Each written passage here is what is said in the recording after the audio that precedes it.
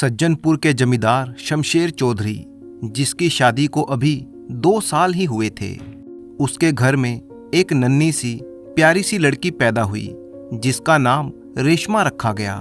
लेकिन अभी इस नन्ही सी बच्ची ने बैठना भी शुरू नहीं किया था कि उसकी माँ की मौत हो गई। शमशेर चौधरी को अपनी पत्नी के मरने का बहुत ही दुख हुआ और वो कुछ पागल सा हो गया। उसे कभी किसी ने हंसता हुआ नहीं देखा। अगर वो कभी मुस्कुराता तो सिर्फ उसी वक्त जब उसकी गोद में उसकी नन्ही सी बेटी रेशमा होती थी। शमशेर चौधरी ने कसम खाई कि वो अपनी इस प्यारी सी बेटी के लिए कभी दूसरी शादी नहीं करेगा। उसने अपनी बेटी की देखभाल के लिए एक दाई भी रख ली। वो खुद भी अपना ज़्यादा समय अपनी बेटी की देखभाल में ही गुजारता। इसी तरह से दिन गुजरते गए और रेशमा अब 4-5 साल की हो चुकी थी। उसका दिल चाहता था कि वो अपनी उम्र के बच्चों के साथ खेले, उनसे बातें करे। लेकिन शमशेर चौधरी की लंबी चौड़ी कोठी के आसपास तो क्या, दूर दूर तक भी कोई बच्चा नजर नहीं आता था। अकेलेपन के कारण रेशमा उदास और चुपचाप सी रहने लगी। शमशेर चौधरी उसका दिल बहलाने के लिए कई तरह के खिलौने लेकर आता, लेकिन रेशमा के लिए वो सब कुछ बेकार था। चौधरी सोचता कि मैं अपनी बेटी का दिल बहलाने के लिए क्या करूं? इसके लिए कोई साथी कहां से लेकर आऊं? एक दिन की बात है, जब चौधरी अपने घोड़े पर सवार होकर कहीं से वापस आ रहा था तो उसने देखा कि गांव के नज़दीक ही बंजारों ने डेरा डाल रखा था। वहां पर बंजारे दूसरे राज्यों से आकर अपने साथ चाकू, छुरियां और घोड़े लेकर आते थे और फिर घूम घूम कर उनको बेचा करते थे। इन बंजारों में कुछ बाजीगर थे तो कुछ सपेरे। शमशेर चौधरी हमेशा इन लोगों से नफरत करता था, क्योंकि कई बार इनमें से कुछ लोग चोर भी होते थे। चौधरी अपने घोड़े को रोककर उन लोगों के खेमों को बड़ी ही नफरत से देख रहा था कि अचानक उसकी नज़र एक बूढ़े सपेरे पर पड़ी, जो कि बैठा हुआ अपने सांप को दूध पिला रहा था। उससे कुछ ही दूरी पर कुछ बच्चे खेल रहे थे। चौधरी सपेरे को देखता हुआ अपने घर की तरफ रवाना हुआ, लेकिन कुछ दूर जाते ही उसने फिर से अपने घोड़े को रोक लिया और उसकी नज़र एक छोटी सी लड़की पर जम गई। वो नन्ही सी बच्ची बहुत ही सुंदर थी और उसकी शक्ल सूरत बिल्कुल रेशमा जैसी लगती थी। अचानक चौधरी को ये ख्याल आया कि मेरी बेटी रेशमा हमेशा अकेलेपन की वजह से उदास रहती है। अगर ये लड़की मुझे मिल जाए तो ये रेशमा की अच्छी सहेली बनकर उसके साथ रह सकती है, लेकिन ये मुझे किस तरह से मिल सकती है? फिर उसने इधर उधर नजर दौड़ाई, लेकिन उसे कोई नजर ना आया। उसने सोचा कि मैं इस लड़की को उठाकर ले जाऊं, हो सकता है कि कोई मुझे देख ना सके और ये बंजारे कुछ दिनों तक ढूंढने के बाद सब्र करके बैठ जाएंगे। अगर इनको मालूम हो भी गया कि इस लड़की को मैं उठाकर ले आया हूं तो फिर क्या होगा? हाँ, मैं उन्हें रुपया देकर माला माल कर दूंगा। इतना पैसा दूंगा कि ये अपनी लड़की को हमेशा के लिए भूल जाएंगे। चौधरी ने एक बार फिर से दूर तक नजर दौड़ाई और जब उसे कोई दिखाई ना दिया तो वो लड़की के नजदीक गया और जाकर जबरदस्ती उसे उठा लिया और घोड़े पर बिठाकर अपने घर की तरफ रवाना हो गया। घर पहुंचकर चौधरी ने कमाल को बुलवाया। कमाल चौधरी का सबसे खास आदमी था और उसकी जमीनों का हिसाब किताब रखने का काम करता था। चौधरी को उस पर पूरा भरोसा था। उसने कमाल से कहा कि कोठी के तहखाने में इस लड़की के रहने का इंतजाम कर दो और इसे इस तरह से रखो कि किसी को पता ना चले। कमाल उस लड़की को लेकर चला गया। अब चौधरी सोचने लगा कि 5-7 दिन में ही उन बंजारों का हाल मालूम पड़ जाएगा। अगर सब कुछ ठीक रहा तो मैं उस लड़की को तहखाने से निकालकर अपनी बेटी रेशमा से मिलवाऊंगा। वे दोनों बड़े मजे से रहेंगी, खेलेंगी, कूदेंगी और बहुत ही खुश रहेंगी। ये सोचते सोचते चौधरी की आंख लग गई। वो सो गया। उसे क्या मालूम था कि उधर बंजारों में क्या खलबली मची हुई थी। ये लड़की, जिसका नाम चंदा था, वो एक सपेरे की बेटी थी। उसी सपेरे की बेटी जिसका बूढ़ा बाप सांप को दूध पिला रहा था। बंजारों ने जब खेमों के नज़दीक घोड़े के पैरों के निशान देखे तो समझ गए कि कोई घुड़सवार उनकी चंदा को उठाकर ले गया है। और फिर वे सभी बंजारे टोली बनाकर उन पैरों के निशान के पीछे चलने लगे और चलते चलते शमशेर चौधरी की कोठी के फाटक तक जा पहुंचे। चौधरी के कानों में जब शोरगुल की आवाज पड़ी तो वो उठ बैठा और नौकर को बुलाकर उसने पूछा तो पता चला कि कोठी के फाटक पर बंजारों की भीड़ जमा है और वो अंदर आने के लिए शोर मचा रहे हैं। चौधरी पहले तो डर गया, लेकिन फौरन उसे ये ख्याल आया कि डरने से ये लोग और भी ज्यादा हावी हो जाएंगे। वो उठा और कोठी के बाहर पहुंचा तो बंजारे उसे देखकर चुप हो गए। चौधरी ने अपनी रौबदार आवाज में पूछा, तुम लोग यहाँ पर क्यों जमा हुए हो? तो बंजारों ने ललकारते हुए कहा, हमारी एक लड़की इसी कोठी में लाई गई है, हम सब उसी को लेने के लिए आए हैं। चौधरी बोला, ये सब झूठ है, यहाँ पर कोई लड़की नहीं लाई गई। बंजारे बोले, हम इस कोठी की दीवारों को गिरा देंगे और अपनी लड़की को लेकर जाएंगे, वरना ईमानदारी से हमारी लड़की हमारे हवाले कर दो।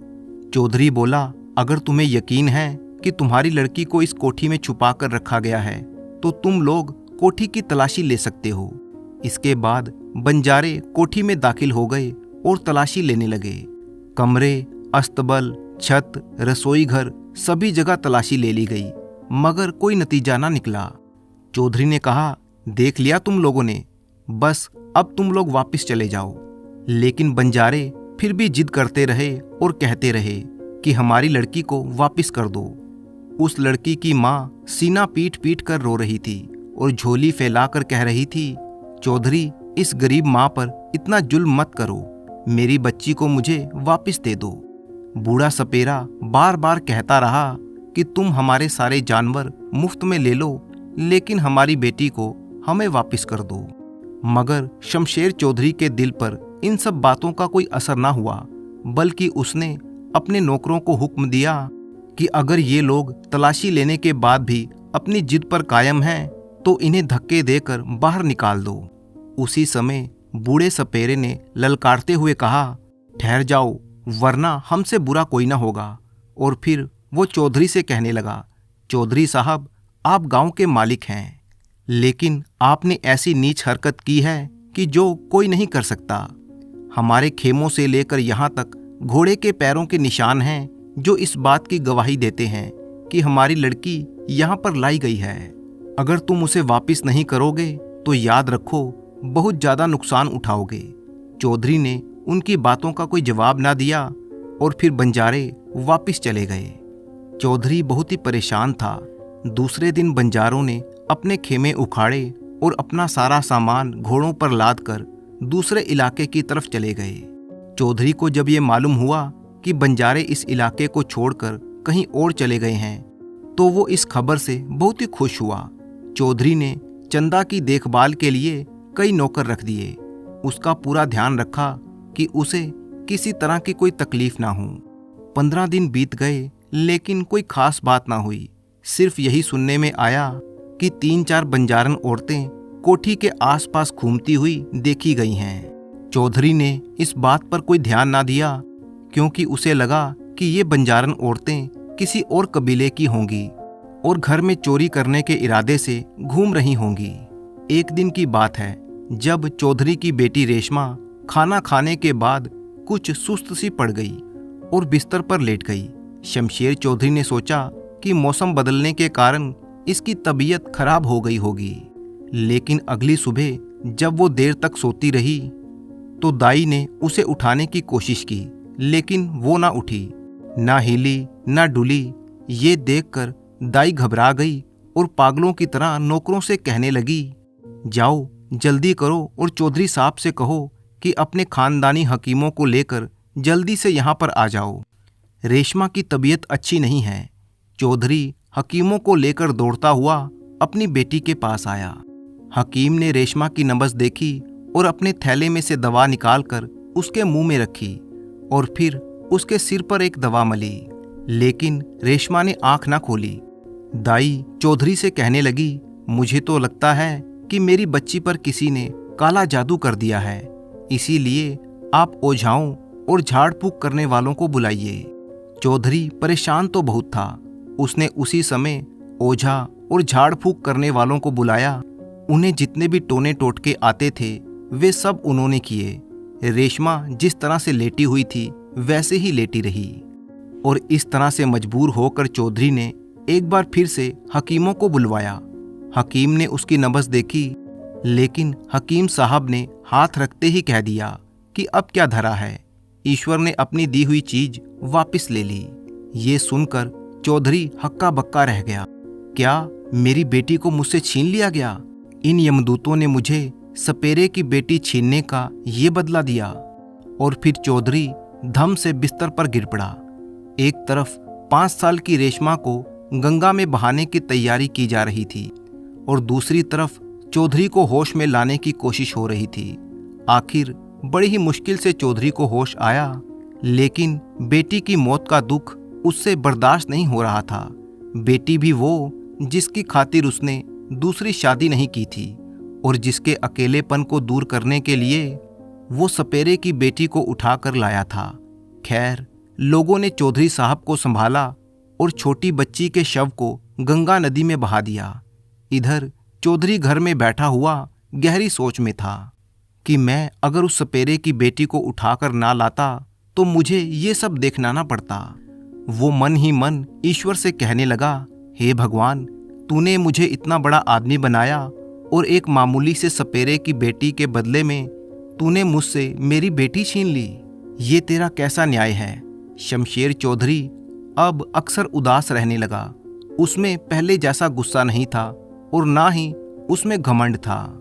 जब वो घर से बाहर निकलता तो ऐसा मालूम पड़ता कि चौधरी अब बूढ़ा हो गया है।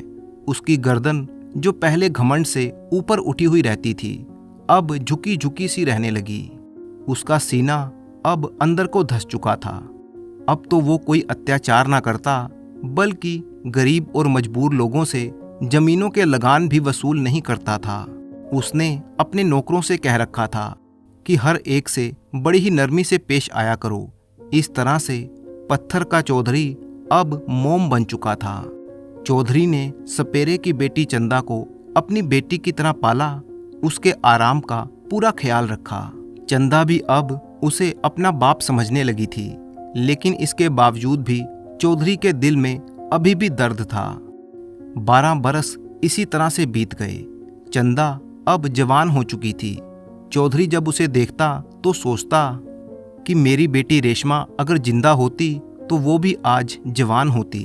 दूसरी तरफ दाई, जो कि अब काफी बूढ़ी हो चुकी थी, वो चौधरी को समझाती और तसल्ली देती, लेकिन बेटी के जाने का दुख किसी तरह से भी कम नहीं होता था।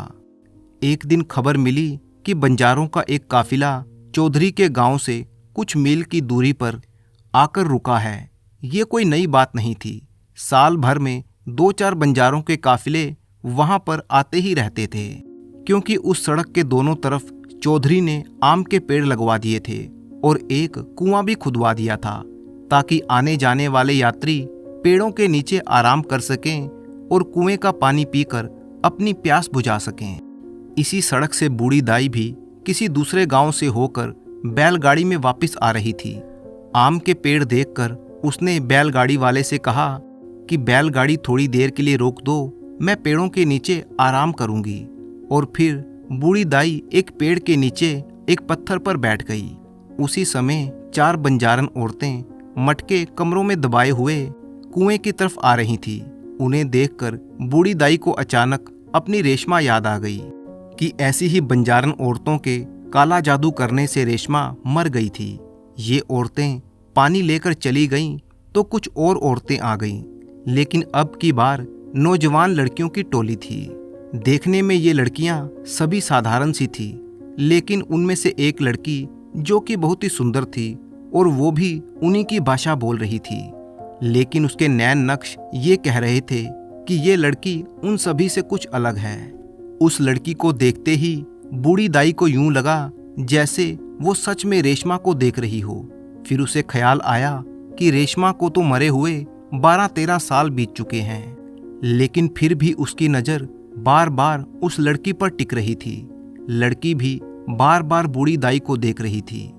एक एक करके बाकी सभी लड़कियां कुएं से पानी लेकर चली गई तो सबसे आखिर में उस लड़की ने कुएं से पानी भरा तो बजाय अपनी सहेलियों के साथ वापस जाने के वो बूढ़ी दाई की तरफ बढ़ने लगी और उसके पास जाकर बोली, बड़ी अम्मा, तुम इतनी उदास क्यों हो और मुझे इतने गौर से क्यों देख रही हो? बूढ़ी दाई ने उसे बड़े प्यार से देखते हुए कहा, तुम्हें देखकर मुझे अपनी बेटी रेशमा की याद आ गई। वो भी तुम्हारे जितनी ही सुंदर थी। तुम्हारा चेहरा हूबहू उससे मिलता जुलता है, वैसे ही होंठ, वैसी ही गर्दन। अगर वो जिंदा होती तो आज बिल्कुल तुम्हारे बराबर होती। ये कहते कहते दाई की आंखों में आंसू बहने लगे और फिर उसने बंजारन लड़की को अपने सीने से लगा लिया। वो लड़की उसे तसल्ली देने के लिए इधर उधर की बातें करने लगी और बातों ही बातों में उसने ये कहा, बड़ी अम्मा, मुझे ऐसा याद पड़ता है कि मैं पहले इन बंजारों के साथ नहीं रहती थी, बल्कि किसी अच्छे मकान में आराम से रहा करती थी। मेरे घर में कई नौकर चाकर भी थे और अब तो मैं इन बंजारों के साथ रहने में घबराती हूँ। लड़की इससे पहले कुछ और कहती कि एक आवाज आई, चंदा, तू वहां पर क्या कर रही है? चल इधर आ। और फिर चंदा अपना मटका उठाकर तेज कदमों से वहां से चलती बनी। दाई माँ भी उठकर बैलगाड़ी में बैठ गई और फिर बैलगाड़ी सीधा चौधरी की कोठी की तरफ रवाना हो गई। चंदा जब उस आवाज देने वाली औरत के पास पहुंची, कहने लगी कि मैंने उस पेड़ के नीचे एक बूढ़ी औरत को देखा था। वो बहुत उदास थी और मैं सिर्फ उसका हाल चाल पूछ रही थी। उस औरत ने डांटते हुए कहा, तुझे क्या पड़ी है? खबरदार जो तूने किसी अनजान औरत से बात की। चल, तेरा बाप तुझे बुला रहा है। लड़की अच्छा कहकर एक तरफ चली गई और फिर वो औरत खड़ी खड़ी उसे घूरती रही। बूढ़ी दाई सारे रास्ते उस लड़की के बारे में ही सोच रही थी। घर पहुंचकर उसने शमशेर चौधरी से कहा, चौधरी साहब, यहाँ से 2.5-3 मील के फासले पर बंजारों का एक काफिला आकर रुका है। मैंने वहां पर एक लड़की को देखा जो हूबहू हमारी रेशमा की तरह है। बात करने का अंदाज, शक्ल, सूरत, सब कुछ रेशमा जैसा है। अगर रेशमा को मैंने अपनी आंखों के सामने गंगा में बहते हुए ना देखा होता तो मैं ये कह सकती थी कि वो हमारी रेशमा है। लेकिन ये भी हो सकता है कि मेरी बूढ़ी आंखों ने कोई धोखा खाया हो। इसलिए चौधरी साहब, आप जाइए और देखिए कि वो लड़की कौन है। चौधरी अब कमजोर हो गया था और हर वक्त खोया खोया सा रहता था। लेकिन बूढ़ी दाई के मुंह से ये बातें सुनकर वो ऐसे तड़प उठा जैसे उसके शरीर में बिजली की लहरें दौड़ गई हों। उसकी आंखों में चमक आ गई और वो बूढ़ी दाई का हाथ पकड़कर उठ खड़ा हुआ और बोला, चलो, मुझे इसी वक्त वहां पर ले चलो, मैं उन मक्कारों को देख लूंगा। दाई ने सोचा कि चौधरी साहब इस समय अपने होश में नहीं है और कहीं ऐसा ना हो कि वो बंजारे इनके साथ कोई ऐसी वैसी हरकत कर दें। दाई ने कहा, इस समय वहां पर जाना ठीक नहीं होगा। मेरा ख्याल है हमें सुबह सवेरे वहां पर जाना चाहिए। और फिर उसने समझा बुझाकर चौधरी साहब को सुबह तक के लिए रोक लिया। चौधरी रात भर बिस्तर पर करवटें बदलता रहा। एक पल के लिए भी उसने आंख नहीं झपकी। सुबह हुई तो चौधरी ने अपने 4-5 नौकरों को अपने साथ लिया और दाई के साथ उस जगह के लिए रवाना हो गया। जब वे लोग बंजारों के खेमों में पहुंचे तो कुएं के पास पानी भरती हुई औरतों में से इस बार चौधरी ने खुद ही रेशमा को पहचान लिया और दाई से कहने लगा, यही है मेरी रेशमा। दाई बोली, मैं ना कहती थी कि मैंने एक ऐसी लड़की देखी है जो हूबहू रेशमा जैसी है। चौधरी ने उसकी बात का कोई जवाब नहीं दिया, बल्कि आगे बढ़कर गौर से उस लड़की को देखने लगा और फिर देखते देखते चिल्लाया, चोट का निशान। और फिर उसने दौड़कर लड़की को अपने सीने से लगा लिया। असल में बचपन में रेशमा सीढ़ियों से गिर गई थी और उसके माथे के बाईं तरफ चोट का निशान था। वही निशान इस लड़की के माथे पर भी था और यही उसके रेशमा होने का सबूत था। चौधरी की आंखों में आंसू बह रहे थे और उस लड़की का दिल जोर जोर से धड़क रहा था। अचानक उसे याद आया कि जैसे उसकी आंखों से कोई पर्दा हट गया हो और इसी आदमी को वो कभी बापू कहकर पुकारा करती थी। इस विचार के आते ही वो चिल्ला उठी, बापू, तुमने मुझे अपने आप से दूर क्यों कर दिया था? तुम मुझे अपने घर में क्यों नहीं रखते? क्या मुझसे नाराज हो? बापू, मैं तुमसे दूर नहीं रहना चाहती। ठीक उसी वक्त कुछ बंजारों ने उन्हें देख लिया और दौड़ते हुए उनके पास आए। चौधरी को एक तरफ धकेला। चौधरी ने उस बूढ़े सपेरे को पहचान लिया था जो 12 साल पहले उसकी कोठी पर अपनी बेटी को लेने के लिए आया था। चौधरी का चेहरा गुस्से से लाल हो गया। उसने अपनी रौबदार आवाज में कहा, खबरदार बेईमान और बदमाश लोगों, तुम मेरी बेटी को हाथ नहीं लगा सकते।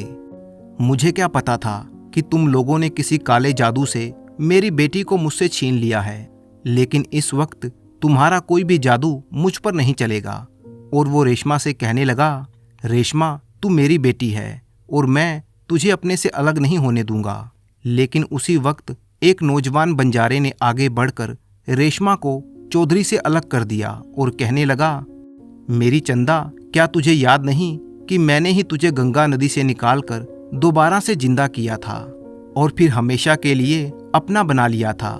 क्या तू नहीं जानती कि मैं तुझसे कितना प्यार करता हूँ? चौधरी के साथ 4-5 हट्टे कट्टे नौकर मौजूद थे और वो खुद भी इतना ताकतवर था कि इन बंजारों का जमकर मुकाबला कर सकता था। लेकिन वो उस नौजवान बंजारे की बातें और अपनी बेटी की खामोशी को देखकर कुछ सहम सा गया। वो कभी उस लड़के को देखता तो कभी अपनी प्यारी रेशमा को। बूढ़ा सपेरा आगे आया और कहने लगा, चौधरी, जैसे आप लोग अपनी औलाद को चाहते हो, वैसे हम गरीब लोग भी अपनी औलाद से प्यार करते हैं। देख लिया हजूर, आपने एक मामूली सपेरे का बदला।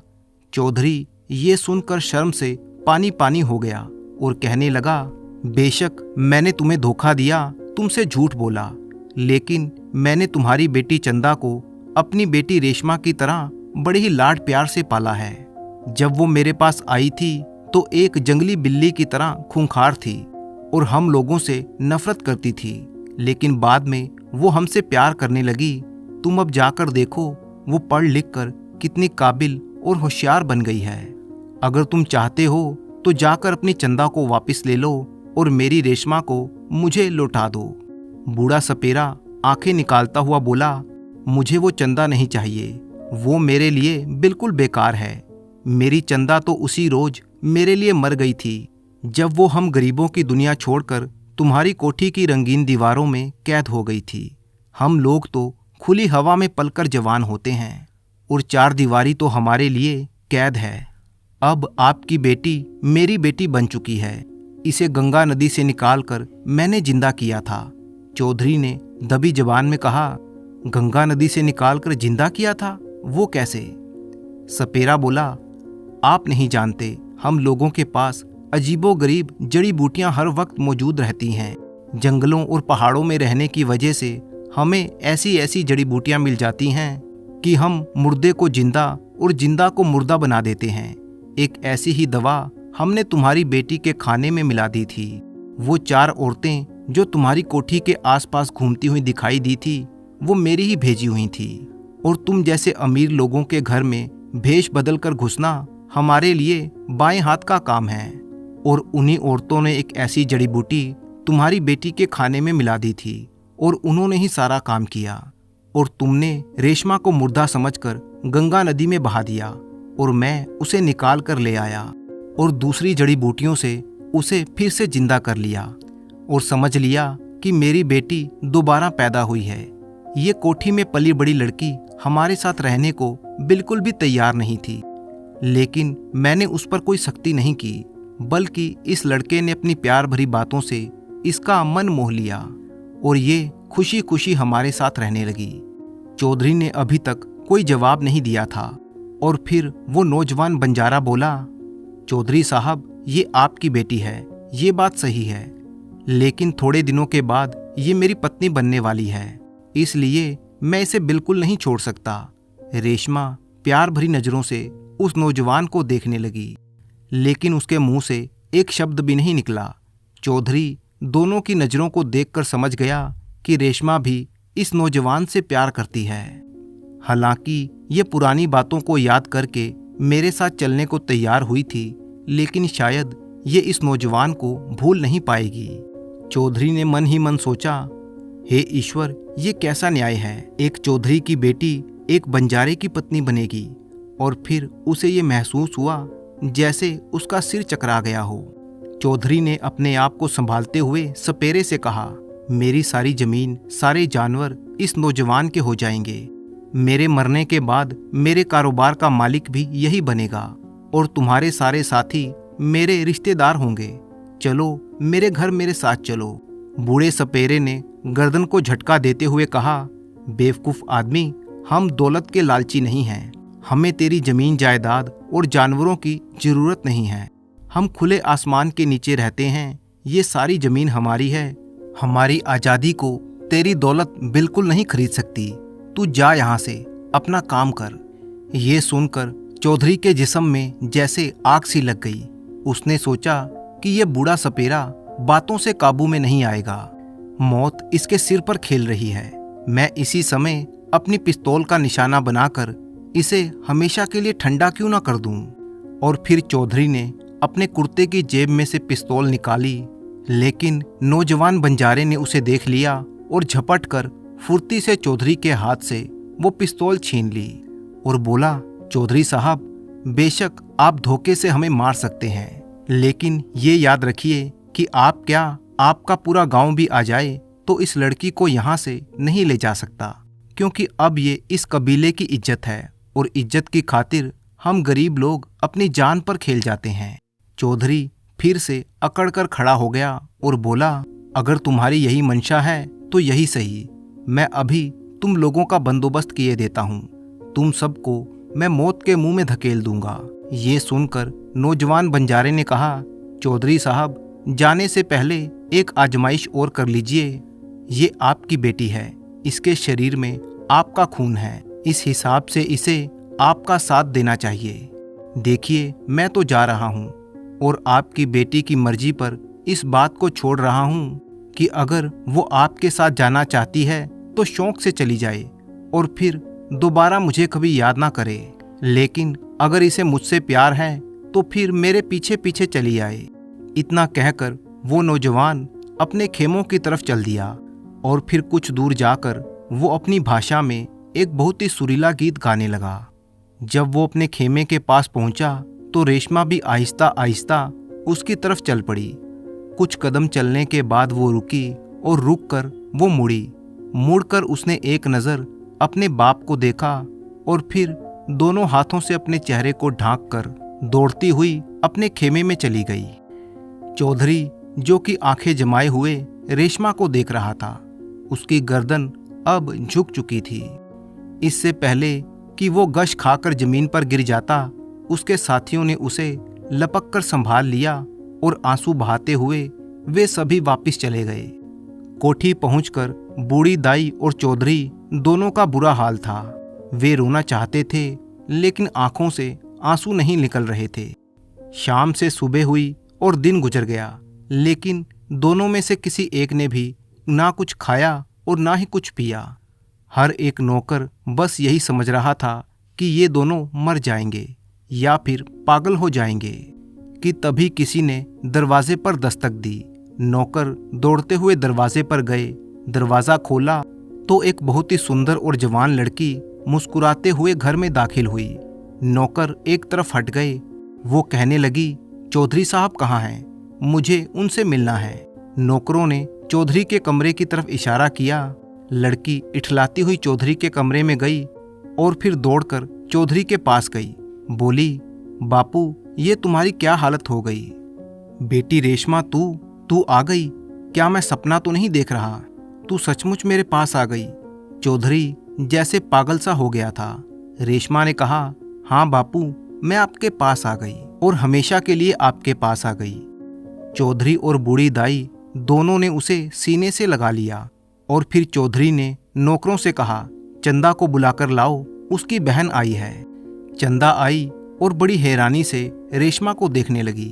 चौधरी ने कहा, बेटी चंदा, ये तुम्हारी बहन रेशमा है, इसी के लिए मैं तुमको उठाकर लाया था। अब तुम दोनों हंसी खुशी रहा करना। इसी वक्त नौकरों ने आकर खबर दी कि कुछ बंजारे दरवाजे पर आए हैं और अंदर आना चाहते हैं। चौधरी एक बार फिर से सहम गया। वो समझा कि शायद ये लोग रेशमा को वापस लेने के लिए आए हैं, लेकिन फिर भी उसने कहा कि अंदर आने दो। बूढ़ा सपेरा, जो कि कबीले का सरदार भी था, आगे आया और बाकी लोग पीछे ही खड़े रहे। सपेरा बोला, चौधरी साहब, ये तो आपने देख लिया कि हमें आपकी दौलत का लालच नहीं है और ना ही हम आपसे डरते हैं, लेकिन फिर भी हमने आपकी बेटी आपको सौंप दी। आपने हमारी बेटी को इसलिए उठाया था कि आपकी बेटी अकेलापन महसूस ना करे, लेकिन मुझे इस बात का अंदेशा था कि आगे चलकर आप मेरी बेटी को नौकरानी की तरह रखेंगे और उस पर जुल्म करेंगे और एक मामूली सपेरे की बेटी कहकर उसकी जिंदगी खराब कर देंगे। इसलिए मैं आपकी बेटी को उठाकर ले गया था, लेकिन जब मैंने देखा कि आपने मेरी बेटी को अपनी बेटी की तरह पाला, उसे किसी चीज की कोई कमी नहीं होने दी, तो मेरा मन बदल गया। अब आपकी एक नहीं बल्कि दो बेटियां हैं और दोनों में से हर एक सपेरे की बेटी है। अब आप इन दोनों को एक नज़र से देखिएगा। हम बंजारे गरीब जरूर हैं, लेकिन अपनी इज्जत की खातिर सब कुछ कर गुजरते हैं। ये कहते हुए बूढ़ा सपेरा अपने साथियों को लेकर तेजी से बाहर निकल गया और फिर चौधरी के पास उसकी दोनों बेटियां आ चुकी थीं। कुछ दिनों के बाद रेशमा की शादी उसी नौजवान से कर दी गई जिससे वो प्रेम करती थी और फिर वे सभी एक खुशनुमा परिवार की तरह रहने लगे। तो दोस्तों, मुझे पूरी उम्मीद है कि आपको ये कहानी बहुत ही पसंद आई होगी। तो इसी तरह की कहानियाँ देखने के लिए आप चैनल पॉजिटिव इनबॉक्स हिंदी को सब्सक्राइब कर लीजिए। वीडियो अच्छी लगी तो इसे लाइक कीजिए और साथ ही अपने अच्छे कमेंट करना बिल्कुल मत भूलिएगा। कमेंट बॉक्स में अपने नाम के साथ अपने शहर का नाम भी लिखें। तो मिलते हैं आपसे किसी अगली कहानी में, तब तक के लिए अनुमति दीजिए।